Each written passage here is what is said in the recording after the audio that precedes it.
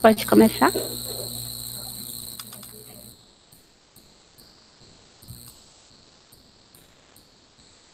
Cadê os slides, gente?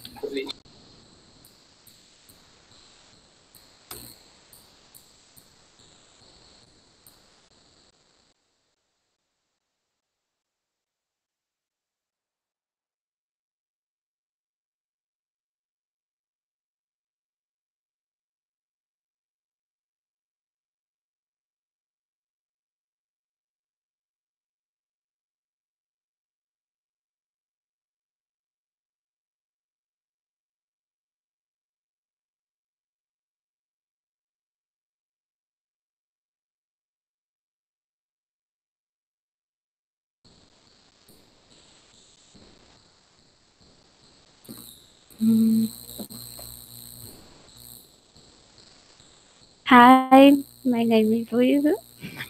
I am the leader of the group. We are the University of Brasília undergraduation students. Our team ADRA, which stands for Area Robotica Team, was founded by engineer students of the University of Brasília in 2016, and its main goal is to allow students to challenge themselves in the most diverse of situations. The team members are always searching for ways different, innovative, and challenge aspects, which are central to the team's activities.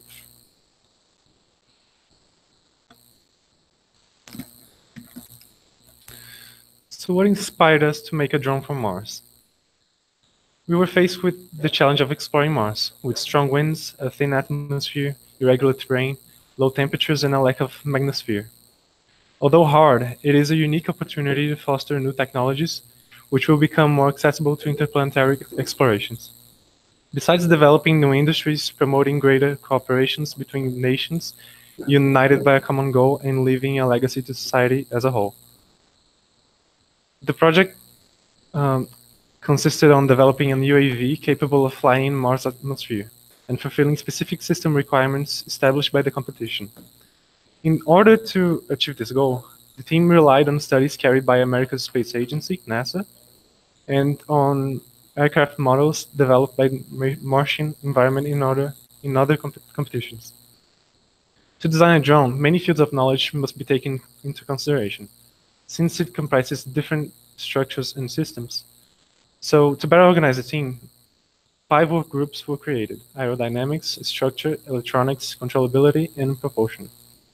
It is noticeable that in a project with such magnitude, communication between work groups is fundamental, as all areas are connected with each other, and a single decision made by one group might directly influence the others. In this sense, the team carried out brainstorms developing a well-integrated work.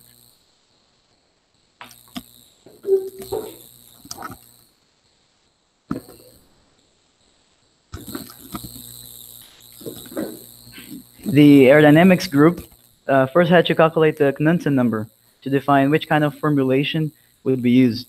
If it would be a continuum flow, a formulation for the fluid dynamics. If it would be a continuum flow, a continuum formulation, or a statistical formulation. So after calculating the Knudsen number, it was defined that the best formulation for our needs would be the continuum formulation. That is, when you consider the behavior, the regular behavior of the flow. So after calculating the Knudsen number and determining that the best behavior would be the average behavior of the flow, we went on to calculate the airfoil, to choose an airfoil for our propeller. So the airfoil should be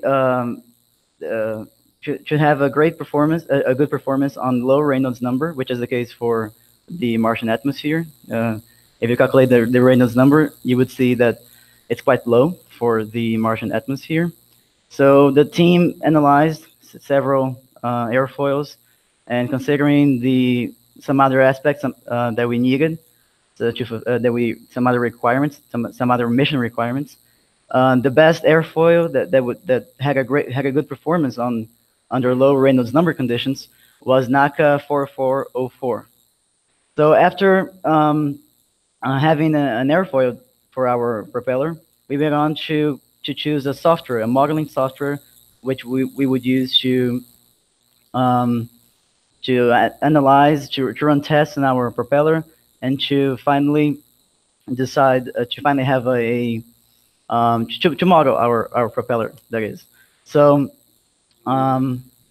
we needed we first considered several ways of analyzing the blade theory. There's the blade element theory, and there's also the continuum momentum theory. So we first studied all these theories that involve propeller modeling. So, and we also looked up many modeling softwares. The software that best fit our needs was JavaProp, since it has relatively low complexity, and it would best fit our requirements and our team's limitations. So we use JavaProp to model and analyze our propeller. So after having a modeling software chosen, we went on to calculate some specific parameters that would be necessary as inputs on this JavaProp software. So first of all, we had to look up some important parameters of the Martian atmosphere, such as air density and the kinematic viscosity. So these are important parameters we had to consider about the Martian atmosphere, and that would serve as inputs on the JavaProp software. We also had to run some preliminary analysis of our propeller, so to determine some preliminary aspects that we would use, such as the RPM, I mean the rotation per minute of our propellers, of our blades, the power that the thrust that we would need, the size, the diameter of our propellers. So to choose these parameters, these preliminary parameters, these were mission requirements. So we had to choose the parameters that would best allow us to achieve our goals. When choosing the RPM and diameter of the propellers, we saw that the higher the RPM and the higher the diameter, and the bigger the diameter of the propeller, the more thrust we would have. But the higher the RPM, I mean the higher the velocity of rotation of the propellers, we would reach a maximum. We would get close to the Mach velocity, to the sound, to the speed of sound, and that would cause some terrible ultrasonic, supersonic, and transonic effects that would definitely damage our drone structure. So in order to not achieve this maximum velocity, this max speed, we calculated a optimal RPM and diameter pair. So we chose these. So in that way, we had these preliminary parameters for our propellers, for our drone's propeller. And then having these inputs to JavaProp, we then plugged in all these inputs on JavaProp. We had the parameters about the atmosphere, about the Martian atmosphere, and the parameters we needed for our drone. So we had all the tools we needed to run our analysis on JavaProp and to model our propeller. So we then the program generates a CAD, a computer aided design, a CAD. We had the CAD file generated by JavaProp, so we needed to adapt using Fusion 360 software. So we could work the generated CAD model on CATIA, which is a very well-known parametric three-dimensional modeling program. So that's how we modeled our propeller.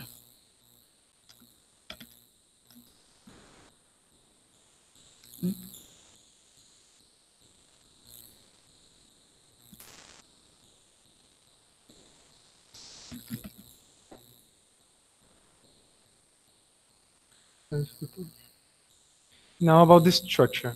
We'll start with geometry and sizing. First of all, the structure of a drone depends directly on the environment. So Mars presents itself as a challenging design, requiring a sturdy and functional frame. And so the drone was designed as an octagon for its symmetry. And that choice also helped with the installation of the modules. The rods secure the rotors, the landing gear, and the protection of the propellers. The landing gear is made of two parts: a simple cylindrical body, narrowed down, connected to a small square piece at the end. It's connected by a rubber spring, which compensates for the irregular terrain of Mars.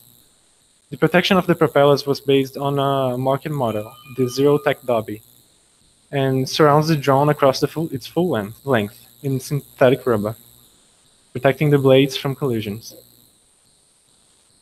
Now about the materials.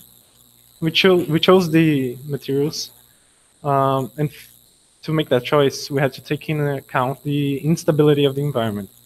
The materials that we adopted were carbon fiber reinforced polymer, the CFRP, for its high resistance and low density, aluminum T67075, which shields the drone electromagnetically, protecting the electronic components, Cryogel Z, isolating the inner part of the drone, fused quartz on the external cover of the camera, protecting it from sandstorms, collisions, and we also used carbon fiber IM6 epoxy, which was the material of the rotors, and synthetic rubber was used on the protection of the drone and on the springs as well. Now on modulation and cover.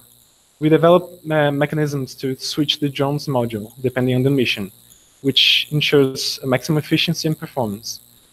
The cover, the drone, is also removable, which allows us to do maintenance or replace some electronic components if necessary. We also simulated the payload that we would need on ANSYS, and the results were that using the finite element method, the load capacity of the rods and the modulation mechanism were tested in a realistic stress situation, from which we derived the following conclusions. The modulation mechanism supports the payload needed, and it deforms less than 1 centimeter. The rods also resist the effort required to lift the drone, also deforming less than 1 centimeter.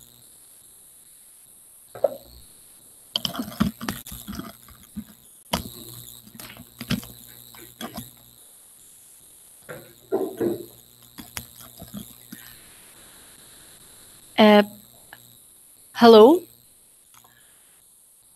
my name is Alessandra, and I'm going to talk about the electronic components, which are the very core of the drone. First, the flight controller board. The Eagle 3 Vector Flight Controller was chosen not only for its small size and lightweight, but also for its efficiency and versatility, which facilitates the team to modify it along with their needs by changing different components accordingly if necessary. It also has a built-in on-screen display with a configurable screen that improves the drone's first-person view flight and data monitoring. It has a built-in data recorder that records the board's current status, and this configuration is highly useful in case of unforeseen events or even accidents for us to run a problem diagnosis. The transmitter chosen is a high-quality remote control that works in a 2.4 gigahertz, which is a very large frequency range. In addition to that, The chosen receiver has a full range operation of 1.5 kilometers. The chosen camera is a flexible dual sensor that is able to capture photographs and record videos in both visible lights and thermal images. It has multiple resolution lens options for optimal configuration for the missions. It can also record the data in a 64 gigabytes SD card if necessary. The visible light imaging of this camera is recorded in 4K quality. And this high quality images really facilitates the flight and identification of objects and other locations from distance. The thermal image used, well, thermal radiation can penetrate dust and other particles that may be suspended in the atmosphere, therefore blocking the view. So thermal imaging would have a really good point. Also, it increases the possibility of finding components under surface that may have a temperature that varies differently from the rest of the surroundings. With this kind of imaging recording, it is possible to monitor the temperature changes on the surface for the scientists to identify possible anomalies and consequently locate different substances on the area. And combining those two different views of the same area would allow the scientists to analyze environment in a more complete way, and as a consequence, it opened the door for new discoveries. The thermostat we chose was the lightweight radioscope heater unit, or LWRHU. It is used to provide thermal protection in dispersed locations on a spacecraft using the fuel unit 238 PuO2, which has a low mass, minimum dimensions, durable level of penetrating radiation, and a long half-life. The accelerometer and gyroscope are components used to regulate the drone's balance during flight. They are normally represented in one component that is responsible for acquiring information such as acceleration of gravity and rotational angle of the drone, managing it to be balanced on air. The one that was chosen was the LSM-6DS3H that has also a high resistance to mechanical shocks, which would be highly useful for Mars environment. The ESC chosen is ESC is the electronic speed control. It is a circuit that controls and regulates the speed of the motor. It will be used one for each motor of the quadcopter. And the motor chosen was this one showed in the slides. It has a lithium battery type that has a high performance processor. And the whole internal system was created focusing mainly on the system's versatility and durability at the same time in order to cover most of the possibilities and adversities for the drone's internal components. And this is the electronic part.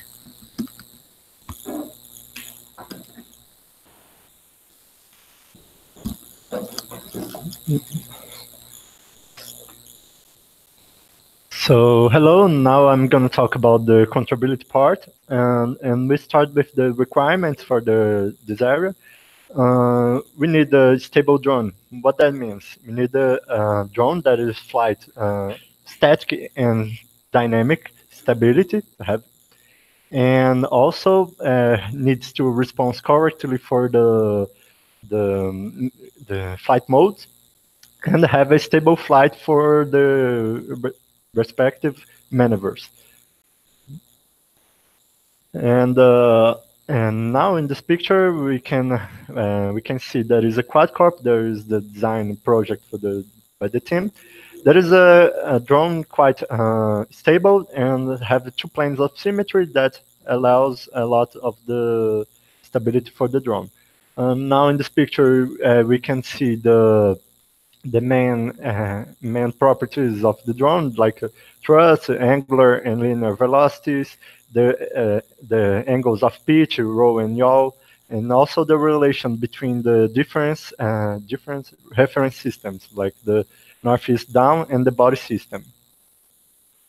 And in this picture, you can have the basic maneuvers of the drone. The red arrow points the movements, and we can separate in basically 2. The translational and rotational. So our drones have 6 degrees of freedom, and you can go lift up, going down, go right, up, and other movements. And this is the border controller produced by the team. That is have inputs and outputs. Is based on the feedback system. We use the Simulink to project this board controller, and we have the basis on the static spaces and the control system related with the flight mechanics. But the team have not the time to develop this road controller.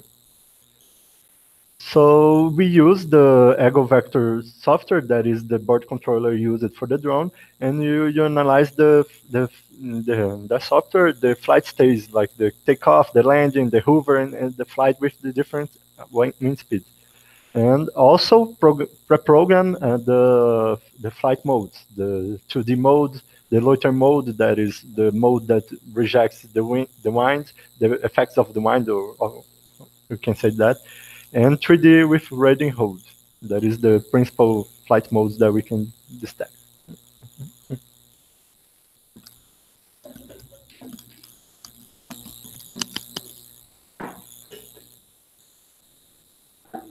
Okay, I'm back. So I'm going to briefly discuss the propulsion system of our drone. The propulsion system comprises the motor, the propeller, and the power source, that is the battery of our drone.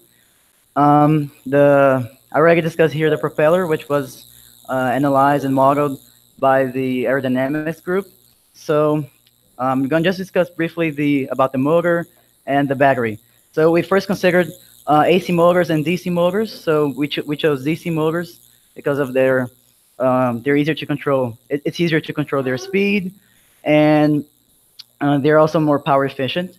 About DC motors, we have brushless DC motors and brushed DC motors, where we chose brushless DC motors because they have higher power efficiencies when compared to brushed DC motors, and higher energy densities when compared to brushed. So we chose the brushless type, called abbreviated as BLDC motors.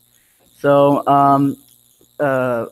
okay, having chosen the motor type, we wanted to choose the motor brand.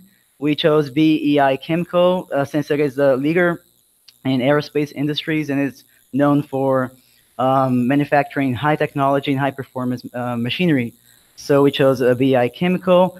We went on to a down selection of motors. We had a specific RPM that we needed. So we had 4 motors, and then we down selected using considering the higher diameter per axial length ratio. So we chose our specific model. About the battery, we considered the voltage of our battery. That had to be enough to supply all the electronic components, but within their range. And also we chose a battery according to their cell count and energy densities. Okay. As a conclusion to our project,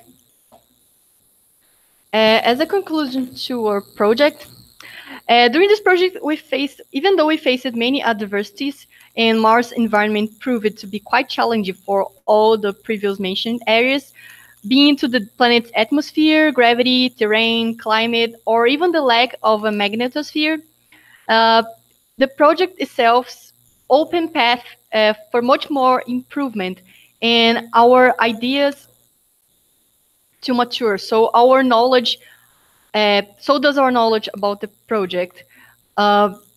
Because to be in the edge of discovery, to adventure from a new perspective of our so little known red planetary neighbor, where no one's ever been, is the underlying goal of our team, and this is indeed our greatest inspiration for exploring Mars.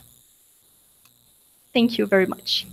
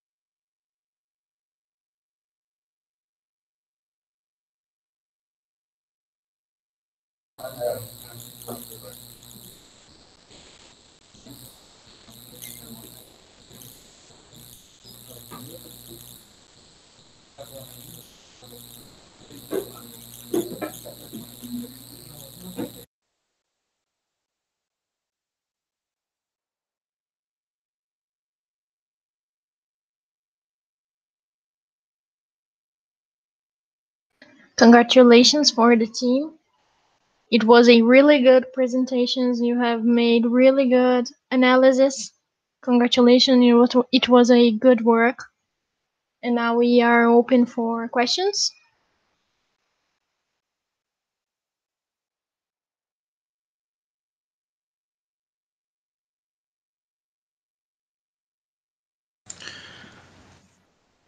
Team, congratulations. It was an amazing work. Very well done.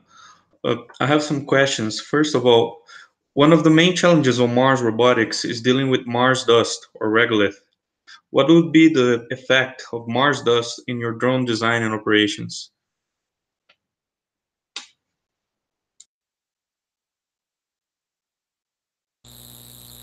So we designed a drone to be completely closed up. You can even see it with the cover that we built. It has a mechanism to close it off and seal itself, so dust wouldn't really get in. So it wouldn't affect the electronic components.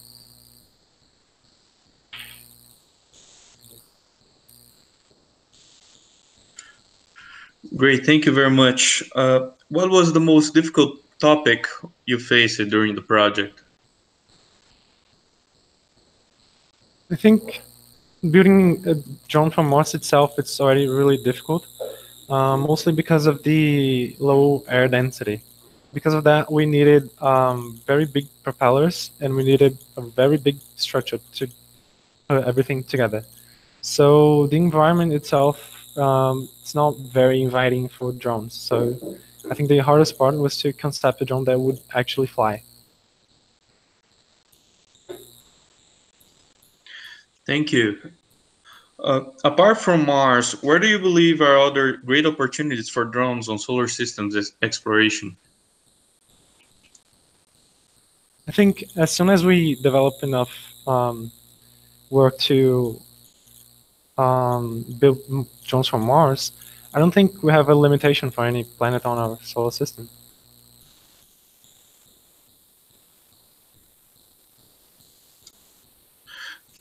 Do you think we have a more likable target to go after Mars?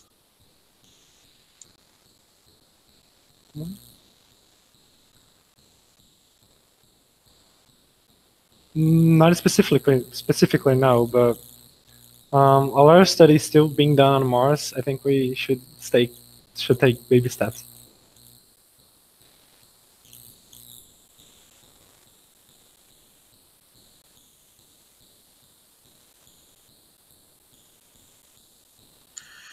Thank you very much. It was a really amazing work. Congratulations. It's a very innovative and pioneer field. And I want to ask you if you want to say a few words before we finish. I'd just like to thank everyone for the opportunity to make a work like this.